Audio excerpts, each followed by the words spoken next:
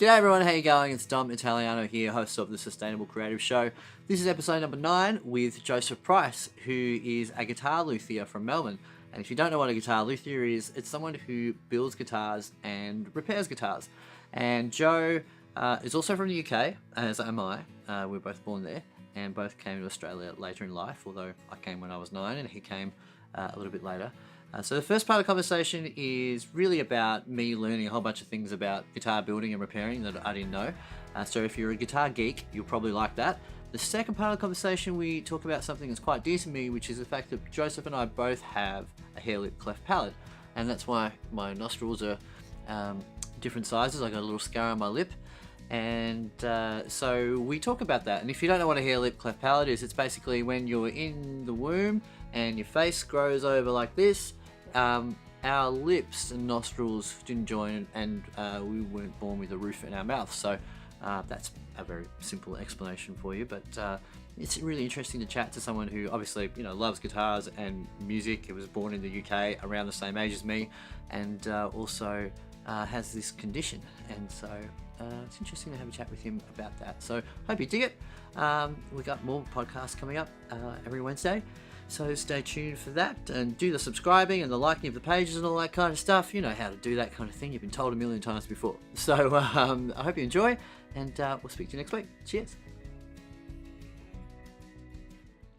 Joseph Price. Hello. Welcome to the Sustainable Creative Show. Thanks, Tom. Thanks for having me in your workshop. You're welcome. This place has got so many things for building guitars with. Yes. And repairing guitars. Yes. Yeah. Unfortunately, they're almost two separate disciplines from a tooling point of view. Building and repairing. Yeah. Well, that would make sense, yeah. Yeah, I didn't realise that until a few years ago, actually. Repairing guitars, you need lots of, funny things that just do one thing. If you make guitars, you can get away with it if you're power tool focused with, a bandsaw and a router. A router, yeah. You really can make a fairly decent electric guitar with just that. But I tend to do it with hand tools. And as tempting as it is to say, oh, it's because of, this or this. And no, I do it for two reasons. One, it's what I know and I'm good at. And two, when you use a tool and it's, let's say, analog, not powered, you can hear the pitch of the wood and it goes down much like maybe when you do a whammy dive or a reverse bend, and you can hear stiffness change as well as measure it. And it's a way of intuitively measuring where a piece of wood is at and getting it to where you think you want it to be. And it's slightly less so of electrics, but still, Well, I imagine because obviously when you're making a guitar or when you've got a guitar that's already made, any adjustment you make to the wood changes everything, and you can't put it back. No, not really. I mean, you kind of can with acoustic guitars. When you're bracing them, you can. I sometimes do that. I'll take a top down to where I want it, and then I'll go a bit too far, and I'll add some more bracing, and then so you'll go here, you'll bring it down here, and maybe that's where you thought you wanted to be, but then you went a bit too far, and you can add some more bracing and get it back there. Yeah. Oh wow. Yeah. What is it? Yeah. It's like a choose your own adventure. Yeah. Well, lots of guys do it differently. Some guys use what's called the chladni. I can't say that word. It's CHLADNI. It's a method using usually tea leaves. Right. And they run a speaker and they run like a pure whole note from an oscilloscope. And they're trying to get the top to subdivide in even ways. I don't do that. I'm hitting it. Oh. So stop that. What is that? That's my friend Rachel. I will turn this off because sorry, Rach. I thought I'd turned everything off. Yeah. So when you say they run the tea leaves, like the dry leaves on top of the wood, and then when the tones put through the wood, then it bounces out like in a certain pattern. Yeah, like in a pattern. Yeah. Some people do that. I don't do that. I sort of rely on the fact that I was a professional musician for many years, and I don't have great hearing, actually. Like, I was born deaf and I didn't have full hearing until I was 6, and it's going again. But I've got very sensitive ears. I can hear changes in pitch very quickly. So I am looking for something that is, when I'm hitting a top, I'm listening for the type of the note, like just that, how high or low is it? Yeah. That's one thing. Then I'm looking for, is it short or is it long sustaining? And then looking at if I hit it with like the flesh of my finger and a bit of nail, like different types of attack, a bit like when you go to the bridge or to the front, does it really change or is it not really changing? Like, what is the quality of the note? How much variety is there? Do you have a preference? You want more variety, or do you want it to be consistent, or does it depend on what you're making? Yeah, I guess for me, with steel string guitars, because I didn't actually start playing steel string until I was in this Irish band, and we just had to do that. It was part of it. And I never really handled them as a kid. I grew up playing nylon string and Telecaster. I really missed, there's a certain roundness to the note on the nylon. There's an attack as well, but there's a fullness to the note. And I'm always with steel strings trying to get that. It's not bass, it's balance rather than a lot of top, which a lot of... It's like a breadth. Yeah, like a lot of cheap guitars either have, especially dreadnoughts, they either have like a fake bass, it's bassy, but there's nothing else. Yes. Or they have a lot of top end because the whole thing is built too tight. I'd sort of say a lot of modern Masons and Taylors have that problem. Do you think there's an element of that? It's certainly like I have both of those types of guitars, and I do find that about them. They don't have a great acoustic quality, but they're very consistent plugged in. And I think like the majority of people who would buy them with a pickup, and so that's almost like not sacrificing, but I guess sacrificing the acoustic sound for the acoustic electric sound. There's an element of that goes on. I mean, essentially, if you take any piece of wood, it works on this thing called the cube rule of stiffness. So if you take a standard top, most factories make them 3 millimeters thick. If you reduce that by 10%, the stiffness doesn't go down by 10%, it goes down by 33.33%. Yeah, okay. So they work via dimensions, not via, no one is sitting there tapping it and going, let's go a few more times for a thickness sander. Everything has to work for the next stage in the operation. And the advantage to that is their guitars will come out dimensionally extremely similar. But the disadvantage is that wood itself can vary even within the same, what's called a flitch, which is like a piece of wood that large and you cut it in slices. It can vary an immense amount, and not just the quality, but the actual stiffness. So if you start out with a great piece of wood, theoretically, you can lower it in stiffness to where it's just stiff enough to handle that string gauge. So because I make guitars for clients, I don't make them for people I haven't met usually. I'm not trying to make it work for 13s or whatever. Does that make sense? Yes. I've got guitars I'm currently, halfway or more through, and some are built specifically for a finger picker with 11s who I know uses low action. So I know how hard they hit, and so I know what's going to happen to the bridge over time. And I think that's where my repair background comes in, is I'm guessing. But it's a fairly educated guess as to what I can get away with, basically. Well, that makes a lot of sense to me. I have a lot of those standard built guitars, the ones that they go out to wherever they go and people buy them off the shelf. And I have a Bourgeois Sean Watkins, which are great, with an Adirondack top, and it's light as there's almost no bracing in it, and you kind of go. As a finger picking guitar, it's glorious. And it's great as a strumming guitar. But it's not meant to be played like that. You can even hear when you play it like that. It's like it loses all the, not all of, but like some of the magic that it has when you're not finger picking. Yeah, I'm a big fan of Adirondack. I'm not genuinely as a player. I'm not a huge fan of the spruces.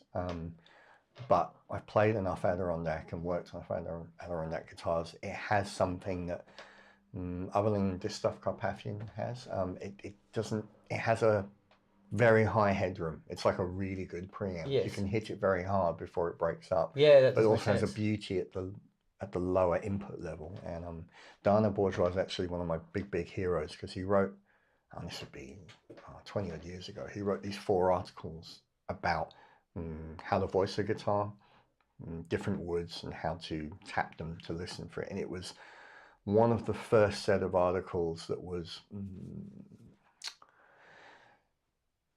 deep enough to really get something out of many times reading it. Yeah, but cool. it was very open information. Prior to that, Luthier information was quite, unless you apprentice with a guy, it was like, no, that's my stuff. I'm not going to tell you that. Of course, yeah. And things have changed. And there's been good and bad points, the proliferation of YouTube and stuff. Yeah. There's a lot of people who buy some tools from Stuart McDonald and think that they can make a guitar. And they kind of can make a guitar, but I think for me, if you're making a guitar, it needs to try and be better than a factory-made guitar. Sure. Because the factories, contrary to popular belief, make great guitars. There's problems with them, but if you go to a store that's really big and you find the shape you like you're a dreadnought of a cutaway guy or girl, or you like parlors or whatever you like. Once you've narrowed that down, if you can play enough of them, there will be out of 10 2 that are absolutely fantastic, and there'll be 2 that are absolute dogs, and the rest are right in the middle. Which is exactly how I bought my first Maton 808. Yeah. Like I went to the factory when it was in Bayswater. Yeah. Right, and they're amazing. They just kept bringing me guitar after guitar. Yeah. And kept going back to the second one I played, or the first one I played. It was like that one, and I've still got that guitar. Yeah. And it, compared to almost every other one of that model, is glorious. And Yeah. everyone who plays it goes, oh man, there's just something about that combination of those bits of wood. Yep. Put Those together woods, in that way. resonant frequency. Yeah. Yeah, that's really interesting. You say that about guitar manufacturers. There's a movie came out a few years ago called Burnt, which is about a chef who had a breakdown and he I've seen it a few times. I really dig it. But he's recruiting these other chefs to work in his kitchen. And is that my front door? Oh, was your front door? Okay, I'll go check it. I'll go check. Yeah. And we were talking about the movie Burnt, so he so Bradley Cooper's the main protagonist, and he's the chef, and he's interviewing for another chef, and she's a bit snobby, and so he invites to meet her at Burger King, and she said, is this a bit of a joke? Yeah. And he said, no, this is like what a chef what this represents is what all chefs don't want, which is consistency. It's like basically it's the same thing all the time. It's popular because people know what they're going to get, and there is that. There is the magic. I mean, for anyone who is listening who doesn't play guitar, there's something about picking up a guitar and going, oh, I played 50 of these before, and nothing's been like this, and which is a lot like going to a restaurant where you go somewhere and you've had a steak before. Right, but it's not like this, and this is how like the gourmet places get their reputation, because they're not like anything you've had before. And sometimes you go somewhere, and I was just in Bali last week, and it was actually really hard to find a place that had like local cuisine because it was touristy, and the tourists don't want something out of the ordinary, just want something consistent because they're on holiday. That's right. Yeah. So. It's interesting that is. I never really thought of it like that with guitar building for the commercial, like the bigger brands. Yeah. So like what they're going for is most of the time, like maybe like a B grade, like a B mark, because they're like, at least when you can always aim and try and get a B, you might occasionally get an A. Well, they're mostly looking to standardise procedures. I mean, I sort of think of it like this. So it's good that you brought up the food thing, because I still spend far too much money eating out. It's like a hobby of mine. This flourless almond meal chocolate cake, and we've all kind of had that. But when you have an amazing version of that with the whipped cream and all of that, once you've had that, you can't forget what that tasted like. You can't forget the texture and how velvety it was and how smooth and how much of it you could eat before you got bloated. And I think that where it gets difficult with guitars is a lot of people have never played a guitar that was truly beautifully set up. I mean, really a lot haven't. And that's quite a big part of my work is people paying me to do that. And that's great. But it's difficult for musicians because it's such a tactile thing. If you think about piano, you hit a key and the key makes this hammer motion on the string, but we don't have that. We actually make the note. So we're completely connected to it in a way that even, say, drummers are not. There's this once removed thing, but your hands touch the instrument. And I think because of that and different preferences tonally, I mean, most guitar players don't agree on what they like. Well, that would have a lot to do with the fact that all of our hearing's different as well. Like, Yeah. I certainly, and I guess it's, it comes into like even belief systems as well. Like, what we think is good, or it's like the Ford versus Holden argument as well. Yeah. People have a set of beliefs that align with one thing or another. Like, Yeah. I've never owned a Gibson, Okay. and not that I have anything against them, but whenever I played a Les Paul, like, this sounds terrible. It's not that the guitar's bad, No. it's just like it doesn't make sense to my hands. I have that experience with Mesa Boogie amps. When I was a kid in the UK, they were the thing. And I had one based on the fact that they were the thing. And I've literally had that experience where a good friend in a shop who knows them and knows how to EQ and stuff has played, and I go, that sounds great. And they've handed me the guitar and it suddenly sounds terrible. There's just a fuzziness in the mid-range for me that their classic amps always had that I just didn't work with how I play, hands. I guess. Yeah. It's it sounds really finicky. It's like when someone says to you, how many guitars have you got? And you go, I've got 14. And they're like, well, how many can you play at once? It's like, well, I can only play one, but I even did my gig last night.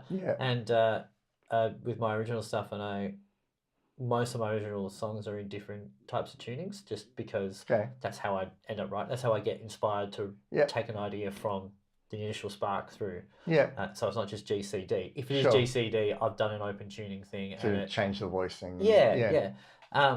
And I was explaining to the people who were there, just saying, it's not just because, oh, isn't it nice to have different guitars? Once you hit a certain level of guitar playing, those subtleties are actually huge to you. It's like the difference between measuring say that's your measurement. Some people look at the inch side, and when you get to a certain level, you go, oh, I only see things in the millimeters. Yeah. You can see the increments better. I would definitely say it's something which non-guitar makers have sort of argued with me about in the past, one way or the other. But I think with steel string acoustic guitars, and I'd probably say with electric guitars as well, the difference between good and oh my God is about 10 to 15%. That last 10 to 15% is very, very hard to get. It's quite easy to make a good guitar, to be blunt with you. It's pretty difficult to make an absolutely great one. And I suppose, Dana Bourgeois would be one of the people I'd say consistently makes a great one.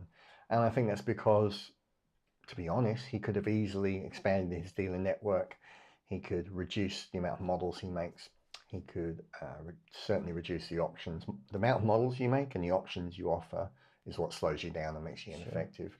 But I think he actually really, really cares about the end product, and he's managed to, despite about 4 or 5 different iterations of his business, there's probably been financial things, whatever, but he's managed to keep this very sterling reputation as a fantastic builder, and I think that probably really matters, and hence why he's known as one of the greatest luthiers alive. I imagine too that means the less you broaden your horizons, the more focused you are on the one thing. That makes sense. That's something that even that makes sense, because I've spoken before to a few people about the difference between a musician and a musical artist. See, I know a lot of both. Okay. And I think I consider music. There's lots of musicians who don't create, in the sense of who don't write their own music. We go out, Wednesday to Sunday, and we play other people's music. And I call us like the musical plumbers. We go and do a job. Right. And our skill range is broad, and we're really good at what we do. But then we get home from work, and the guitar gets put away, and we read a book or watch Netflix or whatever it is. Whereas the musical artists don't do as many gigs, and they spend a lot of time creating and working out. It's usually one or the other. There used to be, I think maybe there's less stigma about the overlap now. I hope so. Look, I live a kind of foot in both worlds, although I don't do a lot of original gigs. That's because I'm out, 4 or 5 nights a week doing the other work. And I think there's a real thing with that where you tend to kind of go, what am I focused on? And it's really hard to do both. It's hard to do, I think, any full-time job and artistic endeavor. We can't do 2 full-time, and that's what's tricky. And then have other kind of life as well. Yeah, Yeah. something usually has to give one way or the other. Yeah. I'm going to eventually. I'm going to ask you about having a hair lip. Do you have a cleft palate as well? Yeah. Yeah. Both, yeah. All right. Yeah. So we're very much aligned in our physical experience Incredible of life. handsomeness and beautiful, great success beautiful with eyes. women. Yeah. Definitely great success with women, and passion for the guitar. But before that, could you elaborate on how you go from being a guitar player, because that's what you were before you were a guitar repairer and maker? I'd love to hear the story. Oh yeah, it's one of those stories that it makes a lot of sense to me in hindsight, but at the time it was very unplanned. I didn't sort of go, oh, now I think I'll do this. I guess when I was a kid, like really, really small, I used to make long bows, which are sort of these really long bows you make out of a yew tree. Oh, so you would have been of similar age to me when that great Robin Hood TV show was on in the UK. Yeah. With Sean Connery's son. So I think so. Jason Connery was Robin Hood for a season or two. Yeah, that's right. It was. Yeah. I love that show. And my grandfather on my dad's side was after the Second World War, he was the largest importer of spruce in Europe, mostly for timber for construction. Yeah. And we used to go to France a lot, and they still sell in France this brand called Opinel that make these kind of like fold out knives that are what's called high carbon steel. So mostly if you buy like a spoon or a fork or a knife nowadays, has a lot of what's called chrome or molybdenum in them, which means that the blade never really gets sharp, but these would get really sharp. And I used to do a lot of whittling and carving, and I just kind of got used to doing that. So I had some hand tool skills. And then when I was about 15, I started buying and selling guitars out of the back of Loot magazine, which was kind of like Gumtree, but in a paper format. And I made pretty good money doing that. And I just got used to setting them up. I just would own them for a week and sort of play them and get used to the sound. And it was a way of trying lots of guitars without having to own them. And I'm sort of gigging 2-3 nights a week at this point. Cool. And just kind of started from there, really. When I was about 19, I met this Australian guy who was a violin repairer in Glasgow. And I started working for him. And he took on a lot of different work. We did things like hurdy-gurdies and cellos, and I sort of started messing around with refretting on really cheap, like pawn shop strats, stuff that was like $50, And I just kind of, just got started basically. But it wasn't something I thought about as a career really until I was sort of in it, and I was still loving music, but I just didn't want to play covers anymore. I think I just burnt out with that. Yeah. So. Do you think the falling out of love with it, how much of that had to do with the music and as opposed to lifestyle? Good question. Yeah, I mean, from sort of mid-November, sort of roughly the third week in November through till New Year's Eve, it was pretty much every night. Yeah. And it was great because you I think I've got 3 days off in November. So far. Yeah. And I was studying, my master's at the time, and I did my degrees in political science. And I think that I really like that nocturnal lifestyle. And, you meet a lot of interesting people, and a lot of people that do that kind of cover band music thing are very interesting people, and they read a lot and they know stuff. But I think maybe it was a little bit more the stress of it all, to be honest. The juggling. It's that and studying as well. Yeah, I think it's the juggling that I'm still not great at nowadays. I'm really good at doing one thing at a time. Well, that my girlfriend, who it's only a recent relationship, but one of those ones that feels like it's been a long time, but she says that all the time. You can't multitask. You're only ever doing one thing at a time. So, which is true. If you flip from one thing to another. So if you can recognize that it's something that you don't do well, I mean, none of us do it actually, but if you even get out of your mind that you don't do it well, then surely that seems like it will benefit whatever you are setting your mind to. Well, there's this thing called like opportunity cost of switching focus, and I guess for me, I enjoy repairing. A lot of guys that make guitars and repair don't enjoy it. I've done it now for 28 years. I still enjoy it. I don't enjoy it as much as I did, say, 10 years ago. That's okay. You know, Yeah. 28 years is a pretty good run. But it's the switch from that guitar to that guitar. That's the bit that mentally is not so good. It's better just to do one thing at a time. Yeah. But I used to do that a lot. I used to do a lot of techniques where I go, well, I know that will take X amount of time to glue up and dry, and I can do that. And whilst that's drying, I can do that. And last sort of couple of years, I've allowed it to slow down on purpose, just to kind of try and make the whole thing be a little bit less frantic, you know. Just, you know, if it takes me 3 times longer than it normally would to brace the top, okay, like I'm really not counting the hours, especially when I make guitars. I don't really think about it. I just, it takes as long as it takes, basically. With your guitar making, do you find that you're mostly making because someone's commissioned a guitar, or do you? I prefer to do that. I've sort of started moving towards making non-commissioned projects.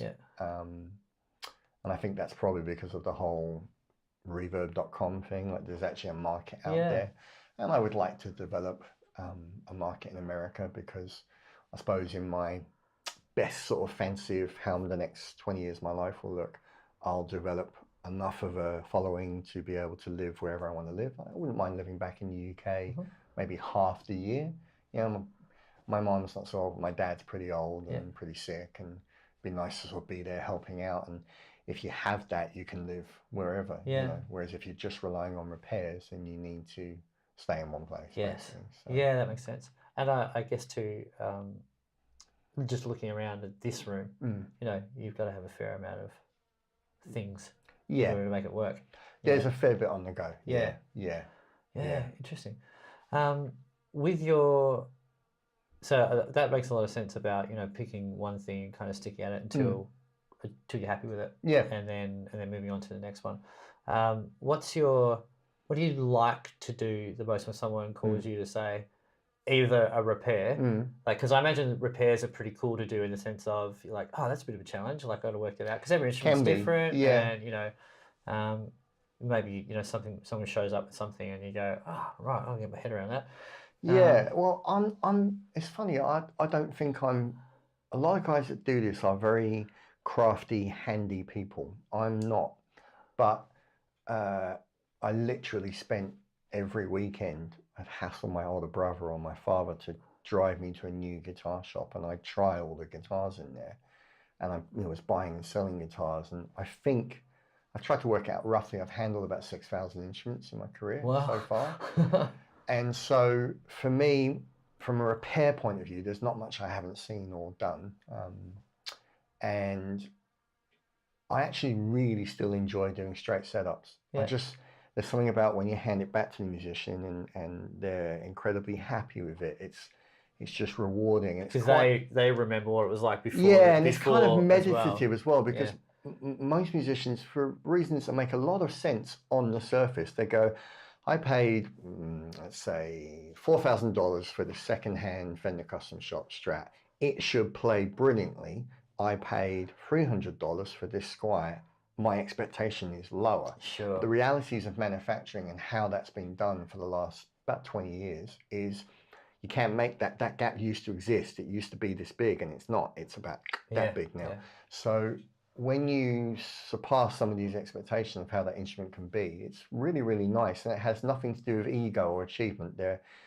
I don't really get that kick anymore from finishing something hard. It's normally a bit, it's normally a bit like, yay, it's done. I can call them, get paid next, you know. And with making guitars, I really like planing. You know, I have a large collection of these things, Japanese hand planes, and there's something about planing wood that's incredibly meditative. And in fact, if you're not careful, you can get a bit lost in it. And then you go, shit, I've gone too far.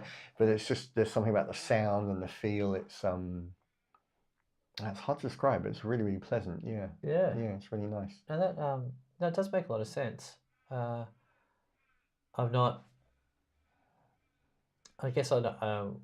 far as working with my hands, I grew up on a farm. Oh, okay, cool. So, and my dad, I say grew up on a farm, I grew up 150 acres. Dad still has that property, and I'm always out there doing something. But most of the time, it's pretty labor intensive, not particularly refined work. Yeah. But occasionally we get to do something like last year we replumbed the house. Okay. And the way, effectively what that story was is when they renovated the house, they put the pipes under the slab and then poured the concrete slab on the top.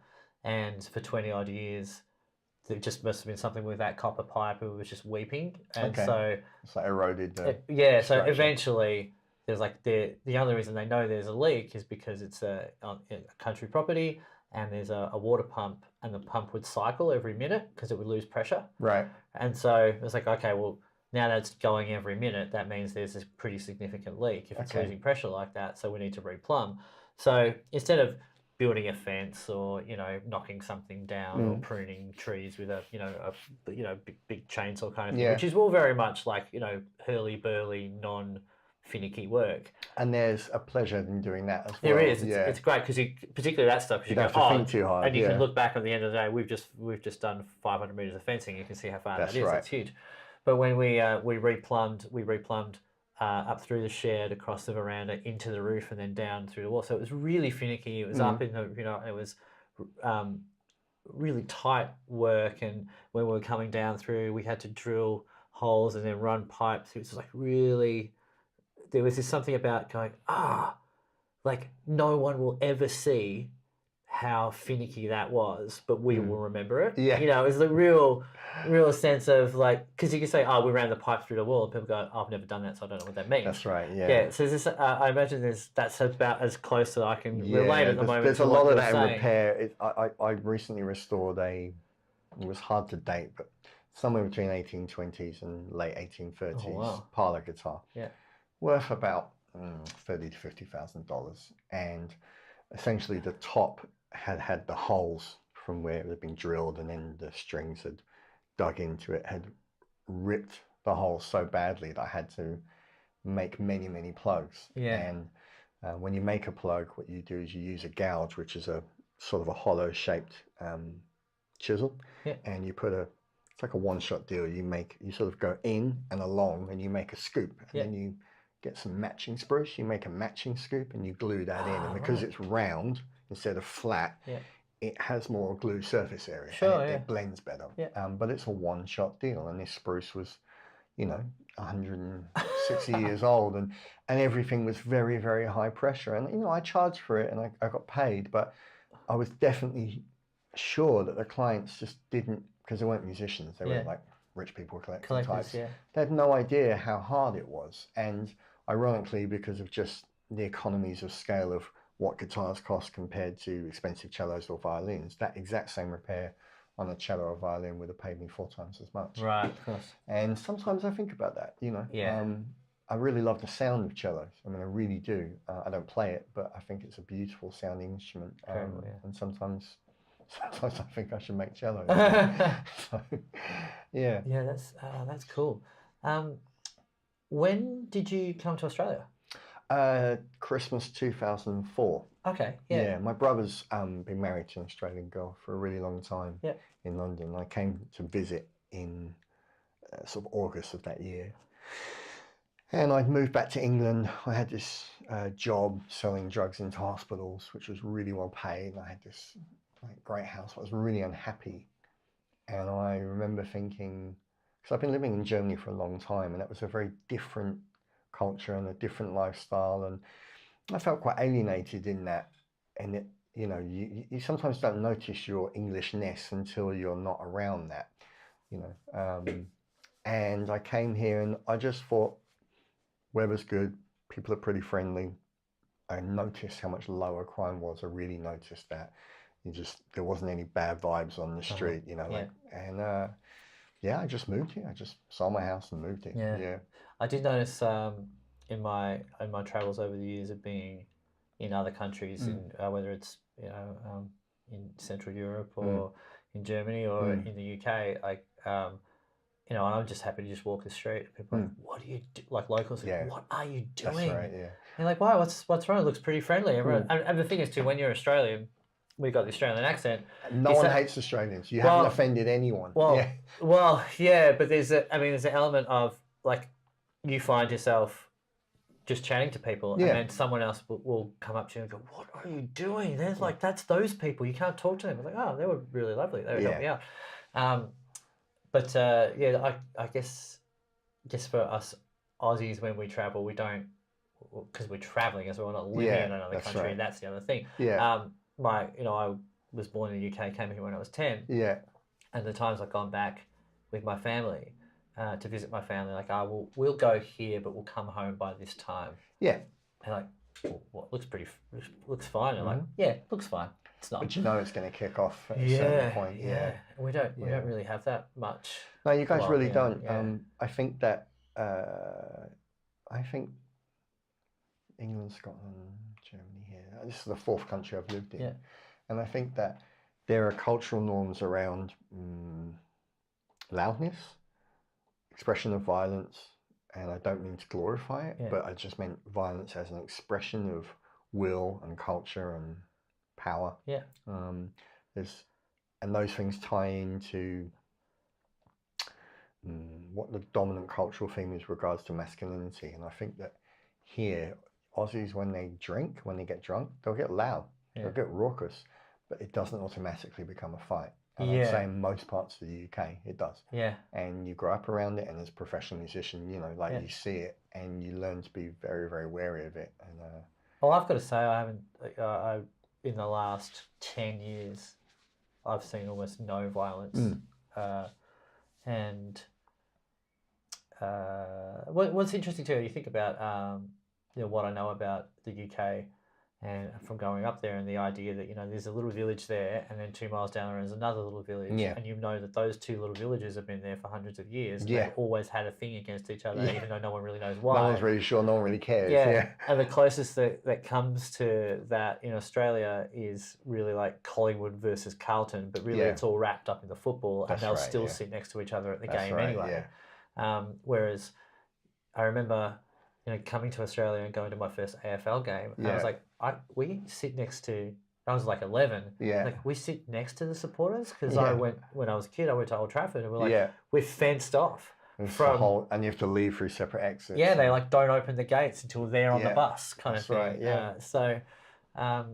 those kind of, I guess, what do they call, parochial divisions are really obvious in places that have that really long history, and obviously the Anglo history in Australia is really short. And so it doesn't have that kind of stuff. And also, this flies to everything, right? Like when I lived in Scotland, it was by far the most violent place I'd lived. Glasgow is a violent place, period, it just is.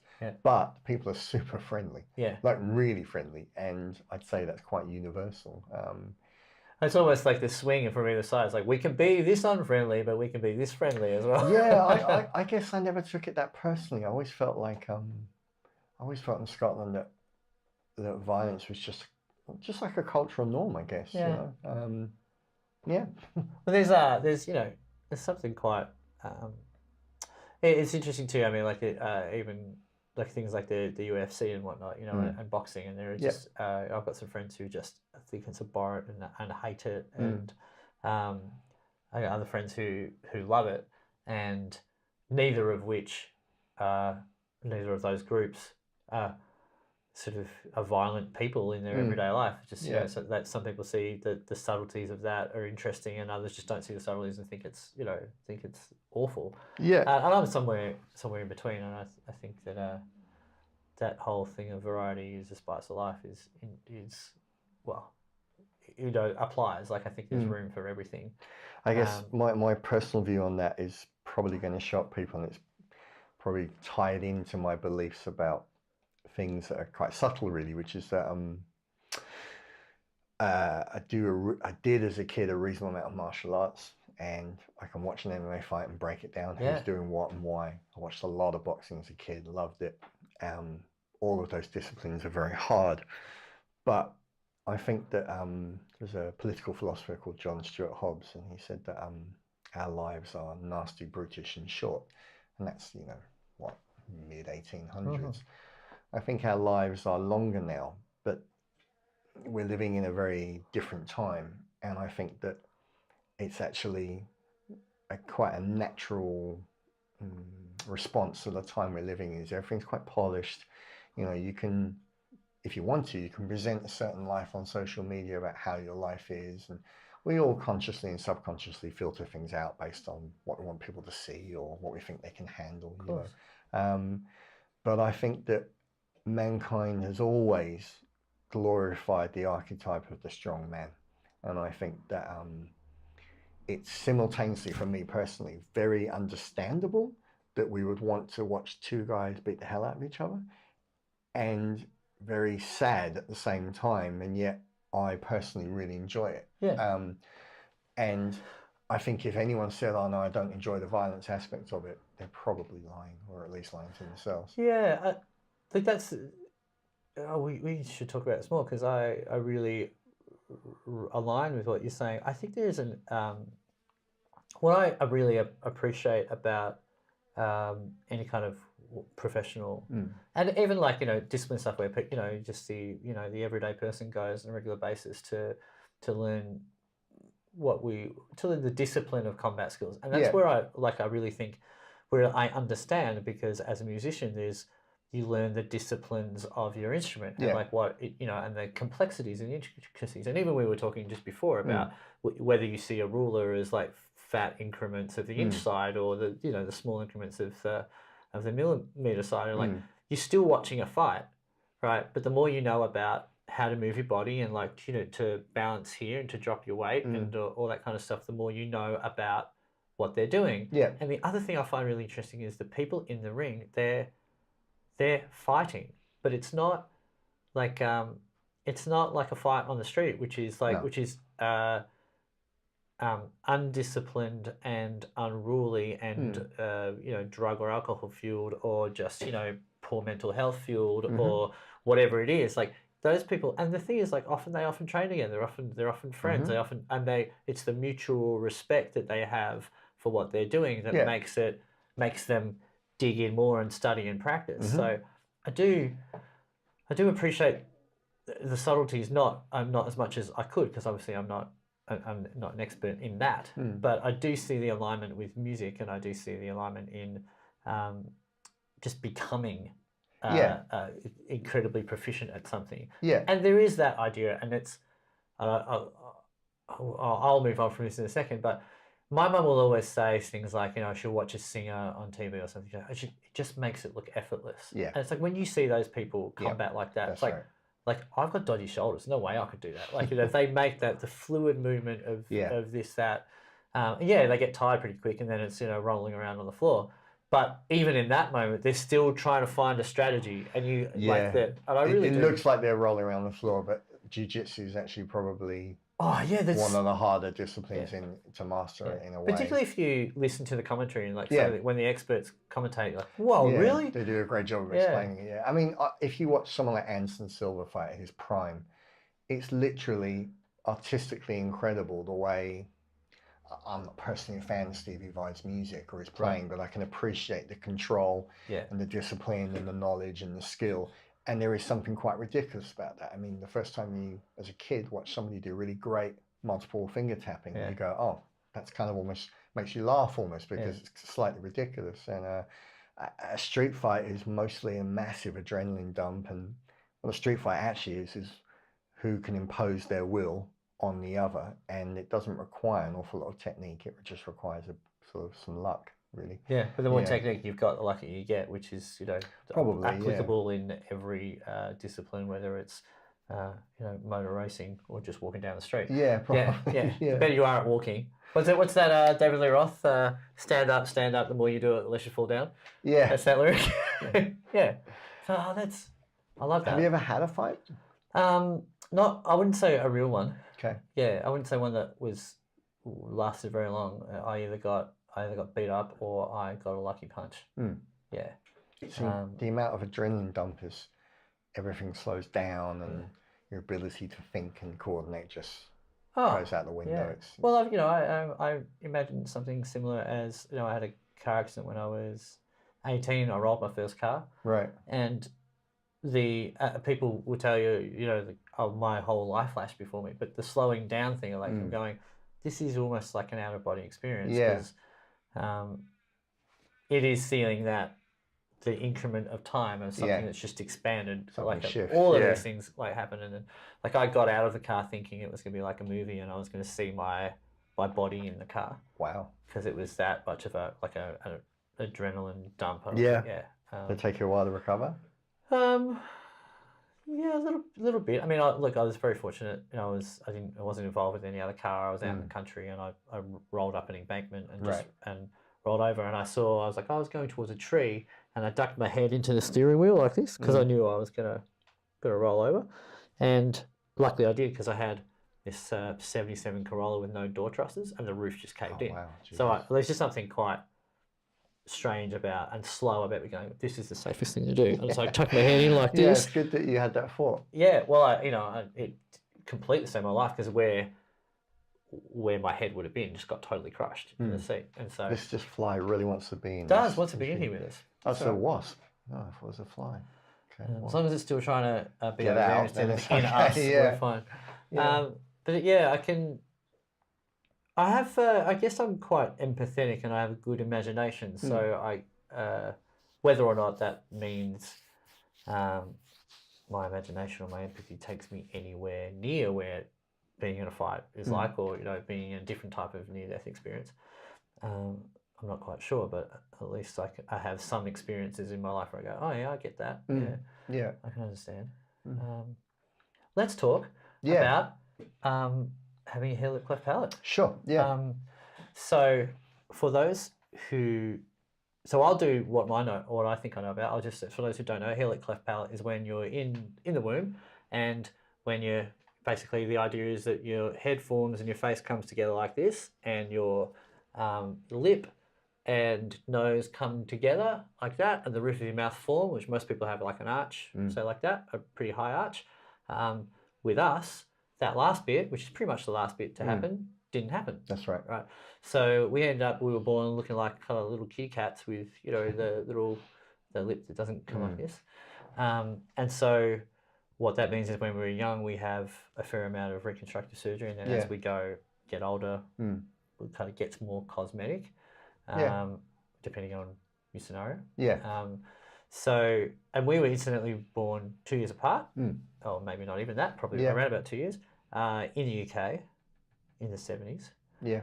And I don't even know who my surgeon was. We might have even had similar doctors, because there wouldn't have been that many at the time doing that kind of stuff. I had a guy who, my mother worked for him. Like, my mother was a theatre nurse for a long time, and he was paid, well, this was the rumour anyways, because he only worked for the NHS 6 months a year. He was an Egyptian guy, and they paid him apparently $500,000 to do 6 months because he was one of the best in the world. Wow. And he would go and work 6 months a year in Cairo for free. Yeah. But I always felt very indebted to him.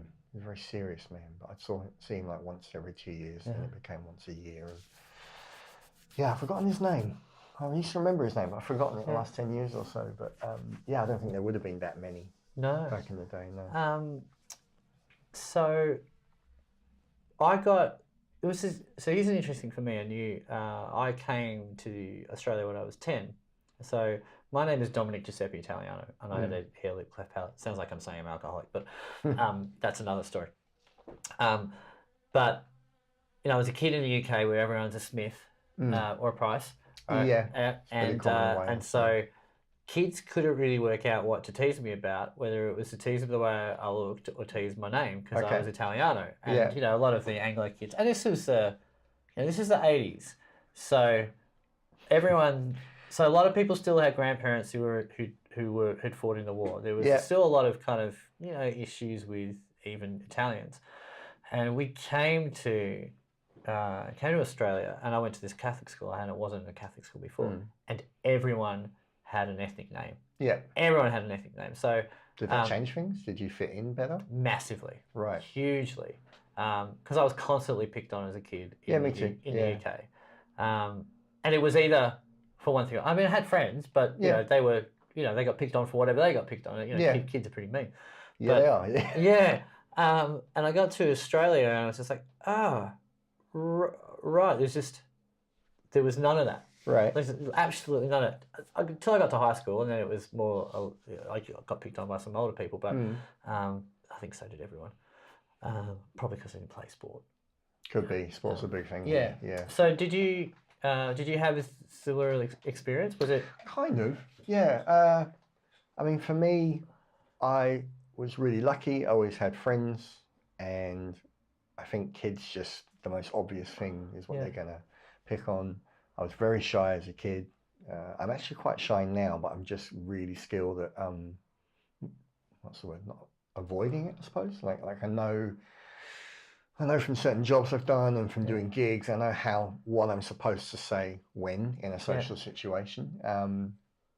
But I think are you a bit like so you spend a lot of time by yourself, which is your recharge time, and so then when you are with people, you're on. Yeah, that's right. Well, I'm the same. Yeah, I'm the same. I think they call it introverted extrovert or one of those. Yeah. I've done all those Bruce Myers. Yes. You know, when you work Do in you fall pharmaceutical kind of industry. pretty much right in the middle of I've everything? actually forgotten. Yeah, we did it a bunch of times, and I've known like girlfriends especially be like, "You're not shy." I'm like, "Yeah, I am. Pay attention. You know, if you pay attention, you'll see that I just know what to say, I suppose. You know." But I guess what I found as a kid was, I was about 9 when I just snapped one day in class, and my teacher was out of the room, and I picked up the projector. Remember those big projector machines? Yeah, that were really big? with the clear thing. Yeah, with the acetates. Yeah, and I threw it at this kid, and basically, I won't say what I said, but I, in non-polite terms, said, "If anyone wants to have a go, let's go." Let's go. You know? And that was sort of, unfortunately, my life until the age of, I'd say I was just turned 16. I had a fight with a kid who was threatening my friend, and I really hurt him, and I put him in hospital. Oh, wow. And decided that wasn't the way I wanted to go, and sort of from that sort of day onwards, I've sort of been quite consciously working on my own, what's now called personal growth or self-development. And that was really, really helpful for me. But yeah, I really hated being teased as a kid. Really disliked it. Yeah, really affected my self-confidence. Yeah, look, I think I really do relate to that. I was lucky that we came to Australia, and certainly the Italiano teasing stopped. Yeah. But the what happened to your face thing, you know, that always... You have to explain it a lot. Yeah. And do you know what? Certainly, once you get to your 20s, then people either know or they ask, but they don't use it as something to kind of have a crack at your life. Well, it's funny. I was thinking about this the other day. I used to think about my appearance all the time, like at least once a day. Yeah. And I don't remember when, but it was sometime after I got here. I just stopped thinking about it. I think turning 30 and getting to my 30s really helped. I was sort of 29 when I came here, and I just don't think about it. But I never thought that day would come. Yeah. I'd had 13 major surgeries for the age of 18. Same. And I had to have my jaw broken. It was the wrong way round, and so they took a graft from my hip, and so I have titanium inserts in my cheekbones and in my nose. They're basically sort of held together. And when I was 27, I took out a loan with a private dental clinic, and I spent 50 grand getting my teeth done. Yeah, which I've not done. Which really, honestly, man, it was the best money I've ever spent. And I just didn't think that time would come. I thought I would always feel less than. But roughly about 27, I broke up with my long-term girlfriend, and I moved near a gym, and I'd done quite a lot of weight training as a kid, and I got back into that, and I lost about 22 kilos of fat, which is like 50 pounds, and I got really in shape, and I had the car from the job, and I had the suits, and a lot of the ridiculous cliches about women that I just thought weren't true turned out to be true, that if you've got a great car and you're really buff, and you, like not all women, but there's a percentage of women that, yes, that is true. I don't blame, I don't actually have an issue with it. I think that attraction and presentation sort of go hand in hand.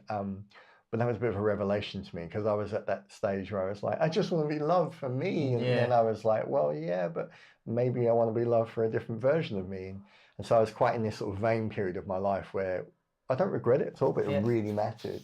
And now I just don't really think about it.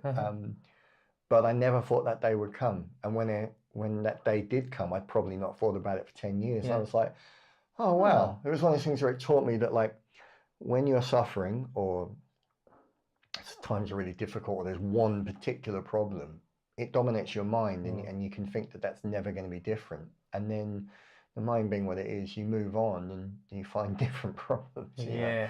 And actually stuff changes with time. It just changes, good and bad. You know? Yeah, it does. And it's incredible how many of those things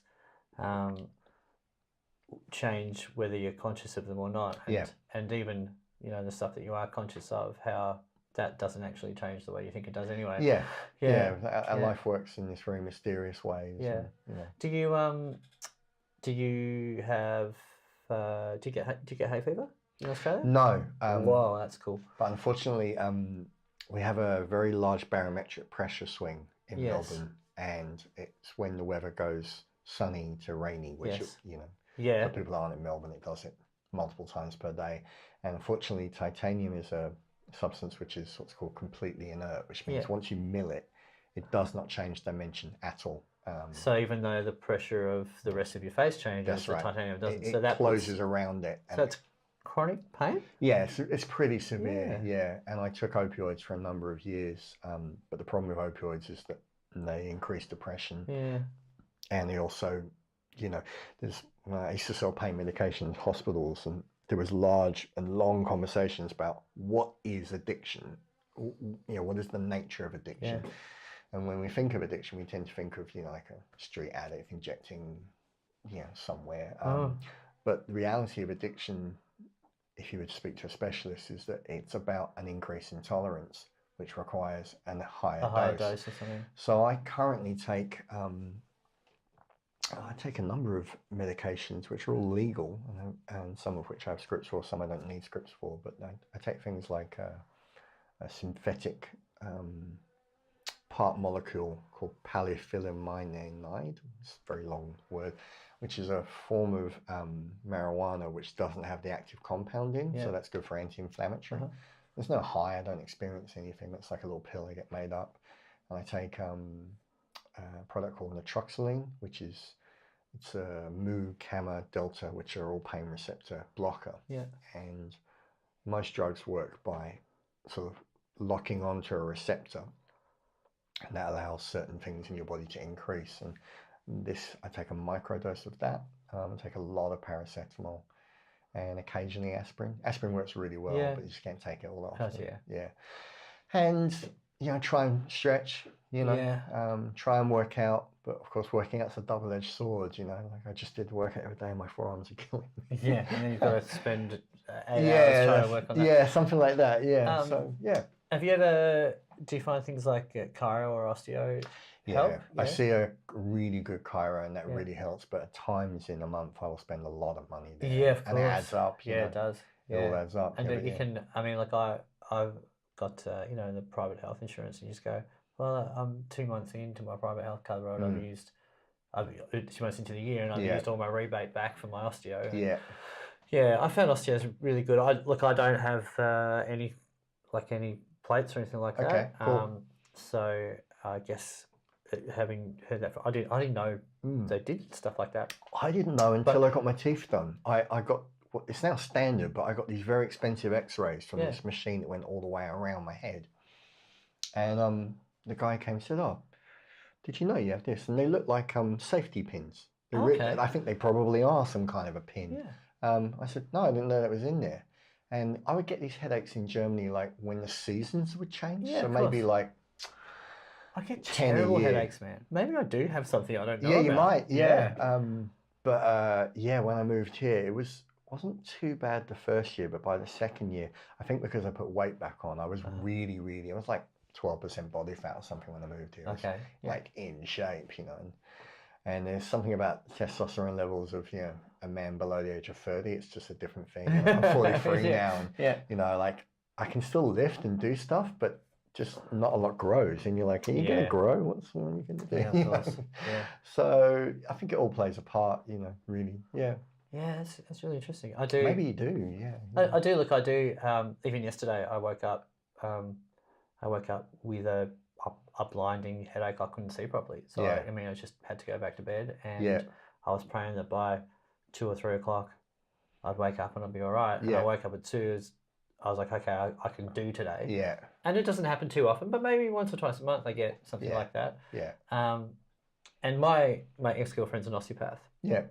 And found out lots of interesting things about, just fluid in the body and how, when you're dehydrated, your head move, just occipital bones move slightly differently and stuff like that. And I could feel like in like an osteo treatment, I could feel things open up and whatnot. It's really interesting, just super subtle, but like obviously, really is, it's like even as you were saying about the difference between a shitty guitar and an expensive guitar set up, like it's those little tiny percentage points that, like when you're tuned into something or when you're feeling a heightened sense of experience, and that 1% change, you go, oh, that's a relief, or that's worse. Right. I found with the right chiro, the guy I see, it's a massive difference. And there have been times in the last 12 months I spent really a lot of money there. Yeah. But I don't resent it. It's just I don't always have it. Of course. And I think as you get older, you start to view your health in a more holistic way. Like I always used to think of mental health and physical health as two separate things. But they're so and now connected. I don't. Maybe that's everyone knows that now. I don't know. Yeah, it's a funny one. Yeah. It's amazing how things have changed, and I imagine that one of the huge parts of that is the internet, and just the idea that information's so readily available. Whether it's true, but at least at that point, someone can offer you a perspective that if you want to, you can go and investigate. We've got a dearth of information. Yeah, there's almost too much though. The filtering has gotten harder. I think you're right, but I do think that an inquisitive mind can. There's an issue that you get where, like, if you have a predisposition to think something, then you can find whatever information you want to back that up. But for sure. Confirmation bias, I guess. Yes, it is. Yeah. But I do think there is this idea of understanding that mental health, physical health, are connected. It's actually it's logical. I think there's been a trend in the last, I don't know, I'll call it maybe 5 years or so. I think some people have taken that a bit far. I mean, I think there's quite a strong anti-pharmaceutical movement, which, having worked in the industry for 7 years, I can understand why essentially the pharmaceutical business is very concerned with money. But I think that some people go a bit far with that, where they think, oh, if you just, like in my case, I have bipolar type 2 disorder. People go, if you just eat really clean and sleep well, everything will be okay. It's like, I wish that were true. I wish that were true for lots of people. And I've certainly seen since my childhood the rise of mental health as what the World Health Authority calls a comorbid factor. So something that's going to contribute to your death. Yeah. It's gone from being 18th on the list to number 3. Wow. And I think that obviously people will be diagnosing more, and maybe we are all becoming a bit softer, to use like what, compared to our grandparents who worked in a mine, or fought in a war or whatever. But I think the world is a more complex place now. And I think I think it would be really hard growing up now, actually, is what I think. Yeah, look, I do as well. I think there's something interesting. There was a Van Gogh exhibition at the gallery in Melbourne last year, and I went along, and it was interesting to me that so much of his daily sketchings and things like that were, and also just his paintings were of people working in the fields. Yeah. And it made, like a thrashing wheat or something like that, and his notes were about, like, how the everyday man and woman seems to be content with their lot, kind of thing. And it's like, even then it's like, when you have money, or when you have the means of not having to be concerned about food or shelter, you have luxury. Yeah. Compared to almost every generation before, even 100 years ago. Right. And so it was interesting that he was voluntarily in a mental health institution. Yeah. Right. But he could afford to be, and he could therefore afford to spend his days contemplating his problems in the universe, and then looking out at people who just clearly just did not have time to indulge in entertaining that mental health issue, the concept of it. They were just like, we've just got to work all day long, just get enough food to get us through the winter. Yeah, I think there's that. Yeah, and there's an element of that, but once I don't think that it means that those people were not susceptible to what he was going through. It's just that once you get every one of us up to, and so many people in the Western world, up to a stage of luxury, which is, if you, like I said, if you can go out and get enough food and you've got shelter, then you've got the rest of your day to spend time. When I say indulging, I mean anything, in anything, and that means choice. And what happens? It does get to a point where, certainly we're saying choice. He gets to the point where, like, fuck, what do I do? What do I do? And then you that's the complexity of the world you were talking about. And our lives have become. I mean, Karl Marx, obviously, well, not obviously, but communism as a construct has, in most modern day, and I mean really modern day philosophies, has become like a dirty word as something that can't work, or something that is inferior in results to capitalism. But if you actually read any of Karl Marx's writing, he talks a lot about, he's sort of a man that's alive at the time of these massive machines suddenly being made. I mean, it's as big to that society as the first time, you had this Zoom recorder or an iPad. It was a massive technological advance.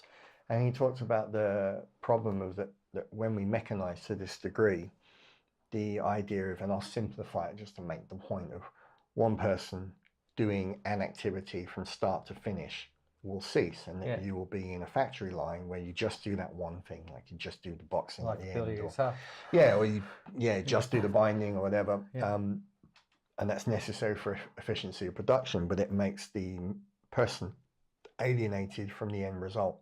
And I think that that's happened in our society a lot. And I think that people are starting to understand that money is great and money is wonderful, but unless you're making very serious money, so in Australia that would need to be literally as much as 500 grand a year, you're not making enough money to put it all to one side, live frugally, and go, I'm going to do this for 10 years and retire. You're going to find a way of spending that money. So people can get quite easily tricked into thinking, so long as they earn X amount, and that amount will vary for everyone. Some people it's going to be 100 grand, some people it'll be 200 grand. But there'll be a number in their head that if they're earning that, everything will quote unquote be all right. And I think people are starting to realize that that's just not true for most people. And I've got no issues with people having a, consumerist mindset.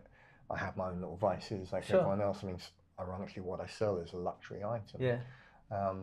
So do I, as a musician. And I'm sometimes a bit conflicted about that. I sometimes would like to make good guitars cheaply, but that would necessitate having a factory, so it's like an oxymoronic situation. But I think that really valuing what we have is necessary. And on that note, I'm going to take a pee. Well, on that note, actually, that's a really good point to wrap up. Oh, cool. Because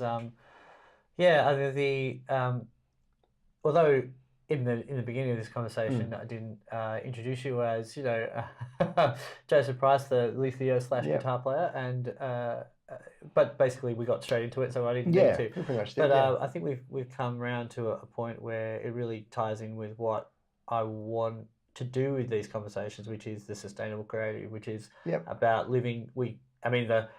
I guess the phrase that I've aligned with the podcast is